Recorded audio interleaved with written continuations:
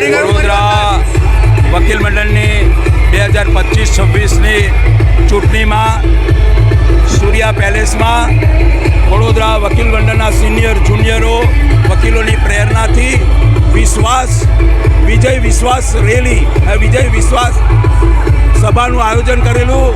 ત્યાંથી જ મારો વિજય નિશ્ચિત હતો અને આજે જે મારો વિજય થયો છે એ મારો નથી, આ અમારા વડોદરા વકીલ મંડળના તમામ વકીલ ભાઈ બહેનોનો છે.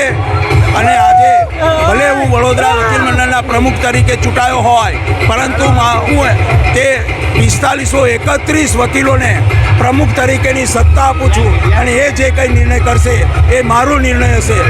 અને એમના જે પ્રશ્નો છે, પારદર્શિતા વહીવટમાં લાવવાની, બેઠક વ્યવસ્થાનો પ્રશ્ન છે, તે ઉપરાંત પાર્કિંગનો પ્રશ્ન છે અને એમને વકીલોને માન સન્માન અપાવવાનો પ્રશ્ન છે, એ તાકીદે હું હલ કરીશ.